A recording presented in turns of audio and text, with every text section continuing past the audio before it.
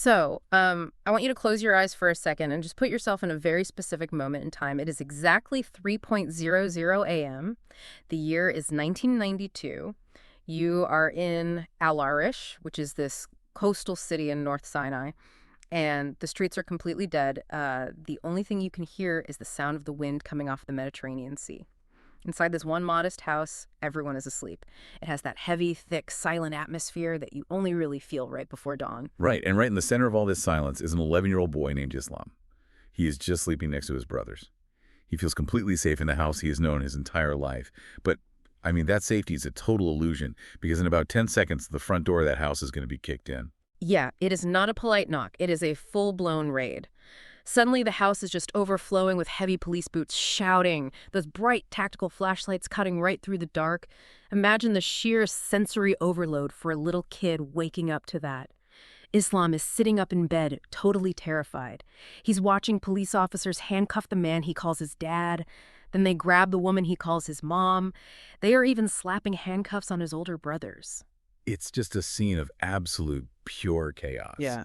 But the real trauma here, the thing that makes this story so unbelievable, isn't just the raid itself. Right. Usually when the police raid a home, they're there to take a family member away, right? Right. But in this case, the commanding officer looks down at this terrified 11-year-old boy and drops a revelation that completely shatters his reality. He looks at him right there in the middle of this chaotic room and says, "These people aren't your family. That woman isn't your mother. That man isn't your father. Those boys aren't your brothers. And you are not who you think you are." I mean, in a single breath, Islam's entire identity is just wiped clean. He wasn't being arrested.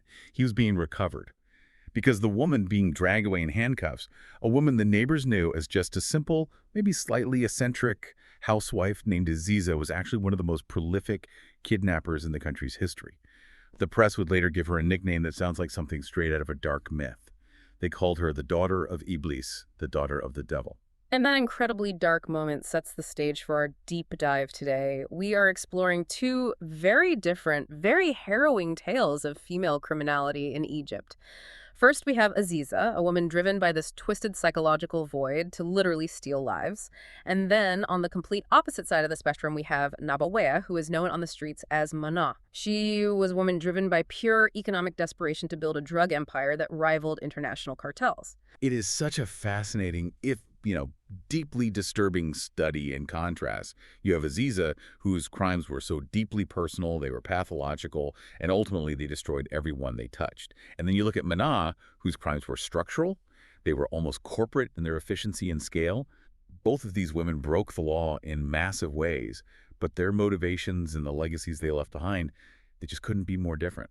Let's start with the immediate visceral horror of Aziza. Because looking through the historical records on her case, the thing that really stands out to me isn't just the physical act of kidnapping. It is the sheer, mind-boggling duration of her deception. This was not a crime of opportunity where she saw a kid wandering and just grabbed him. This was a calculated long con. Oh, absolutely. It was a campaign. To really understand Aziza, you have to look at the sociology of her environment at that time. She was sterile. She was unable to conceive a child. And in rural and semi-urban Egypt back then, and specifically within the very traditional dynamic of her husband's family, infertility wasn't just viewed as a medical condition. It was seen as a failure, a profound personal failure. It made her a constant target for mockery. Yeah, the accounts say she was relentlessly ridiculed by her in-laws. It feels like that intense pressure cooker environment is exactly what fractured her psyche. It definitely pushed her toward this really toxic dual motivation. On one hand, she wanted revenge against everyone who mocked her. And on the other, she developed this desperate, pathological need to prove that she could, quote-unquote, produce children. She didn't just want the experience of raising a baby. She craved the social status of being a mother. And the lengths she went to get that status, I mean, I was going over the details of her fake pregnancy performance, and it is terrifyingly disciplined. She didn't just shove a pillow under her dress one day. She used these elaborate layers of cloth and cotton padding, and she would actually graduate the size of the padding month by month to simulate realistic fetal growth. That is the exact detail that gives me chills. It shows an incredibly high level of premeditation. She wasn't just fooling strangers. She was putting on a daily performance for her neighbors, her in-laws, and honestly, to some degree, even her husband. She would simulate morning sickness. She would fake the fatigue, the physical waddle of a heavily pregnant woman. She fully committed to the bit for the entire 40 weeks. And then when she hits that fake 9th month, The hunt begins. She doesn't look for victims in her own neighborhood, which is smart from a criminal perspective. She travels, she goes to Alexandria, she goes out to other governorates, and she uses authority as her main weapon. Right, because she understood human psychology. She knew that people inherently trust institutions. So she would dress the part and pose as a government worker, maybe someone from the health ministry or social insurance. She would specifically target poor, exhausted, distracted mothers in crowded markets, or she'd lurk near hospital nurseries. She would just walk right up to them. Exactly. She'd offer to help them fill out paperwork, or she'd kindly offer to hold a baby for a second while the mother dug into her purse for some change. And the second the mother looked away, she would just vanish into the crowd. And she takes a train back home, walks through her front door, and starts screaming in simulated labor, which is just another insane layer of this performance art. She fakes the birth and then presents the stolen infant to her husband and her neighbors as her own flesh and blood. But here is the part that really complicates the whole crazy woman narrative for me. The husband. He wasn't just some clueless bystander in all of this, was he? Not at all. Yeah. This is exactly where the idea that she was just a delusional, solitary actor completely falls apart. This was a criminal partnership because the husband was a skilled forger. His specific role was to paper over all the cracks in her reality. He created flawless fake birth certificates for these stolen children. Which is huge. It is crucial because having those documents is what allowed these boys to enroll in school, to see doctors, and to live completely normal lives on the surface. They built this bizarre domestic house of cards purely on top of stolen identities. So jump forward to that raid in 1992. The police kick the door in, and they find 3 boys living in the house: Hisham, Mohammed, and Islam. The investigation was actually pretty incredible. They managed to trace Hisham back to a family in Alexandria and Mohammed back to a market in El Arish where his mother had lost him years prior. Those 2 boys got their happy ending, or at least the closest thing you can get to one after surviving a trauma like that. They were reunited with their biological families. But then you have Islam. Islam is the tragic anomaly here. Because under interrogation, Aziza eventually confessed to taking the other 2. She gave up the locations, the details. But when the detectives pressed her about Islam, she just completely shut down. She absolutely refused to say where or who she took him from. Why do you think she did that? Was it just a final power play? Or do you think she actually deluded herself so deeply that she believed Islam really belonged to her? I think it's a really toxic mix of both malice and delusion. By withholding his true identity, she maintained this final, unbreakable tether of control over him. So while Hisham and Muhammad got to go home, Islam was essentially thrown to the wolves. He was swallowed by the system. And this brings up the absolute legal nightmare that he was forced into. Right, because civil rights and legal identity in Egypt are entirely tied to your lineage. You literally are your father's name. Precisely. Without a proven patrilineal link, legally speaking, you are a ghost in the machine. You don't exist. So Islam was taken from the only home he knew during that raid and dropped straight into an orphanage. Then the director of his school actually fostered him for a little while. Then he was passed to a teacher, and then eventually he was sent right back to the orphanage. He was a boy with absolutely no past, and because of the laws, basically no future. But then, just when things seem completely hopeless, we get this twist. It feels like it is straight out of a Hollywood drama, but it is just heartbreaking reality. Let's talk about the Manufia arc. About a year after the raid, this tiny glimmer of hope appears. Yeah, in either late 92 or early 93, a man named Goma Hassan from the Manufia governorate comes forward. He goes to the authorities and claims that Islam is his son, who had been kidnapped from Ashmound Hospital way back in 1984. The timeline perfectly matches. The physical description is a match. So the state hands Islam over to this new family. And we are not talking about some short-term foster placement here. He lives with this family for 22 years. He grows up in their house. He works alongside them in the family business. He calls them mom and dad every single day. He goes by the name Islam Hassan. He truly believes the nightmare is over. He really did. Yeah. But it all comes crashing down, and it happens for the most cynical reason possible: economics. Pure greed over inheritance. When Islam is a fully grown adult, in his mid-30s, he accidentally overhears a private conversation between his parents.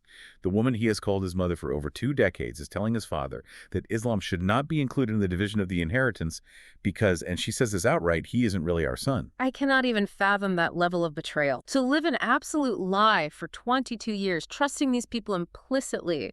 It just highlights how incredibly fragile his sense of belonging always was. The second real money was on the table, he was instantly treated as an outsider again. So Islam, completely devastated, demands a DNA test. And, science doesn't lie. The test comes back definitively negative. These people are not his biological parents. They knew it, or at least suspected it, and they used him. So for the second time in his life, his entire identity is violently erased. He is cast out onto the street. So now he is a grown man, and he is right back to square one. He has nothing. And this leads to what is really the final, incredibly cinematic confrontation of this story, because Islam knows there is exactly one person walking the earth who knows his real name, Aziza. Right, and by this point, Aziza had already served her time. She did 7 years for the kidnappings and was released. She was living quietly in Alexandria, just trying to fade into obscurity. But Islam hunts her down. He's 36 years old now, a grown man carrying a lifetime of trauma. He finds her apartment building, goes up, and confronts her. You can only imagine the sheer tension in that room. He is practically begging her, just tell me who I am. Where did you take me from? And Aziza, the woman who kidnapped him, who raised him, who single-handedly ruined his entire life, what is her response? She looks him dead in the eye and absolutely refuses to break character. She insists to his face that she is his biological mother. She defies the DNA tests, she defies the police records, she defies basic reality. And then in a moment that literally shocked everyone, she turns, walks over the window, and throws herself out. She literally chose death over giving him the truth. She took his secret with her right to the pavement. She committed suicide right in front of him.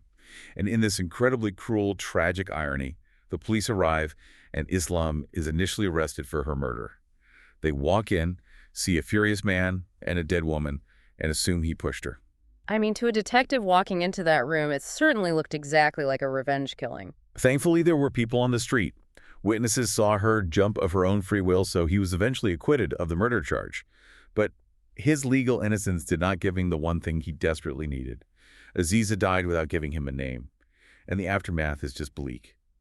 To this day, Islam has taken over 57 separate DNA tests, meeting with families all across the country who are still looking for their lost children. Every single one of them has been negative. He is still a ghost. It is such a heavy, unresolved ending. But to really understand the scope of female criminality in this era, we need to look at the other side of the coin. We have talked about the crime of psychological malice. Now let's pivot and talk about the crime of pure survival. We are moving away from the quiet, suffocating silence of that house in Al Arish and stepping right into the absolute noise, grit, and chaos of Al-Batniya in the 1980s. Al-Batniya is a completely legendary district in modern Egyptian history. It was the undisputed drug capital of Cairo. Structurally, it was basically an urban fortress. It was this dense, dizzying labyrinth of narrow alleyways that were perfectly designed by nature for drug trafficking. Police cars literally could not fit down the streets, which made it an absolute haven for the illicit trade. And in this incredibly dangerous, hyper-violent, male-dominated underworld, a woman not only survives, she rises to the very top. Nawayia. Or as the streets knew her, Mana. Her origin story is almost the exact inverse of Aziza's. Aziza was a comfortable housewife who desperately wanted to be a mother. Mana was a dedicated mother who was violently forced into becoming a criminal. Her trajectory is the classic Breaking Bad arc, but in real life. She was actually the daughter of a small-time drug dealer named Abdel Tawab, but she wanted absolutely nothing to do with that life initially. She was innocent, she married a local printer, settled down, and had 4 kids, but then tragedy just leveled her life. Her husband died unexpectedly. Shortly after, her father died. She was suddenly left completely alone in a harsh city with 4 small mouths to feed. The historical accounts say she genuinely tried to do things the honest way at first. She was out there selling fruit and vegetables in the local market just to scrape by. She did. She tried playing by the rules. But the poverty was just crushing her family. And right around this time, the police had launched these massive, sweeping crackdowns on Al-Batniya, and they managed to clear out most of the old guard drug lords. This created a massive power vacuum in the district. A surviving dealer, who had deep respect for her late father, approached her and offered her a job. Not selling tomatoes, selling hashish retail. And this is exactly where we see her sheer, raw business acumen kick in. She didn't just accept her place as a lowly street dealer. She looked at the market and entirely revolutionized the supply chain. She realized that the streets were flooded with really bad product hashish that was cut with henna or cheap chemicals. Exactly. She applied a fundamental, brilliant business strategy. Quality assurance. Her value proposition to the buyers was high purity with 0 cutting agents, offered at slightly lower prices. She decided to play the volume game. Make less per sale, but sell to everyone. And she was so successful that she moved her operations to a new stronghold, Bab el-Futa, which effectively expanded the geographical map of the Cairo drug trade. I was absolutely fascinated by the physical security infrastructure she built. She created this network called the Nadarjia. It translates to something like a human radar system. That is the perfect way to describe it. It was brilliant. She positioned these lookouts, the Nadarjia, at every single entry point and choke point of the district. If a stranger or an undercover cop or a rival even looked at her alley the wrong way, a subtle signal went rapidly down the line. By the time the police actually pushed their way to her spot, the drugs were completely gone, hidden away, and she was just a woman sitting on a chair drinking tea. And that untouchable infrastructure is what allowed her to graduate from a street dealer to the Empress. She wasn't just doing retail sales anymore. She became the ultimate wholesaler. She became the market maker for the entire country. Yeah. The heavy hitters, the massive international drug dealers sailing in from Lebanon and Morocco, they couldn't just dump their product into the Egyptian market anymore. They literally had to go through Mana. She effectively became the FDA of the narcotic underworld. They would bring her samples, she would personally test them, and if she didn't approve the quality, that shipment did not enter the country. That is a level of immense, terrifying power. The police obviously knew exactly who she was. Her name was legendary. But they couldn't touch her. Her warehouses were totally secret. Her personal home was always clean. She ran this illicit empire like a Fortune 500 company, complete with strict appointment slots for her buyers. So the authorities finally realized they were never going to outmuscle her in the alleys. They had to outsmart her. And to do that, they had to play directly to her ego. They organized this incredibly elaborate sting operation. They sent an officer deep undercover, but not dressed as some desperate street junkie. He went in posing as a high-level, extremely wealthy Lebanese drug lord. He treated her like an absolute peer. Exactly. He sat down with her and said, "Look, I have this massive new supply sitting offshore, but I know the rules. I cannot sell a single gram in Egypt without your blessing. I need the Empress to personally test the product." It was the perfect trap, because it didn't target her greed. It targeted her intense pride in her quality control. So she agrees. She sets a meeting to test the sample, and the second she takes possession of it, they spring the trap. They swarm the place. She is caught red-handed, physically holding the narcotic sample. But even in that moment of defeat, her sheer defiance is incredible. As they are putting the cuffs on her, she looks the undercover officer up and down and challenges him right there. She says, "You got me with this tiny sample, but you will never, ever find my warehouses." The crazy thing is she was totally right. They tore the city apart and never found her stash. She was only ever officially charged for the tiny sample quantity she was holding. So she finally goes to prison. But her influence absolutely does not stop at the prison gates. The stories of her time inside the women's penitentiary are wild. She wasn't treated like an inmate. She was treated like a visiting celebrity. She immediately dominated and ran the entire prison social hierarchy. There's this very famous, very verified story involving a major Egyptian actress, Magda el-Khatib, who happened to be imprisoned at the exact same time. The other hardened inmates were brutally bullying and extorting Magda. Mana saw this, stepped in, and publicly placed the famous actress under her personal protection. After she gave the word, no one even looked at Magda the wrong way. She also befriended the famous dancer and actress Fifi Abdu, who was actually inside the prison filming a movie called The Killer. Mana held court inside those walls. But unlike Aziza, whose story ends in this horrific suicide and prominent silence, Mana actually has a very profound redemption arc. She did. She served her 10 years, she did her time quietly, and when she finally walked out of those gates, she didn't go back to the game. She completely repented. She realized during that decade inside that the massive empire she built was ultimately just a cage. So she returned to her old neighborhood in El Batnia, but not as a fearsome drug lord. She returned as a community matriarch. She used whatever hidden wealth she had left to help the desperately poor. She paid for young girls' weddings. She quietly settled the debts of people about to go to jail. It is such a stark, incredible difference in legacy. Mana died years later as a genuinely repentant figure. She was openly mourned by her community as a woman of the people. While Aziza died as an absolute villain, actively choosing to take the truth with her to a grave to punish an innocent man. It really boils down to the fundamental root of the crime itself. Aziza's crime was entirely parasitic. She stole actual human lives to feed her own internal psychological void. It was an act of pure destruction. Mana's crime, while obviously highly illegal and damaging to society at large, was locally symbiotic. She provided a product, she built an economy, she supported her family, and ultimately she fiercely protected her community. Her empire was born out of raw survival, not out of malice. And that stark contrast brings us right back to the one person who is still actively paying the ultimate price for all of this, Islam. We know exactly how Manna's story ended. We know exactly how Aziza's story ended. But Islam is still trapped in limbo. That is the single thought that haunts me long after looking at these records.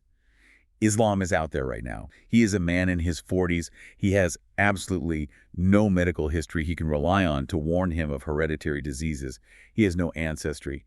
In the eyes of the sprawling Egyptian bureaucracy, he is an anomaly.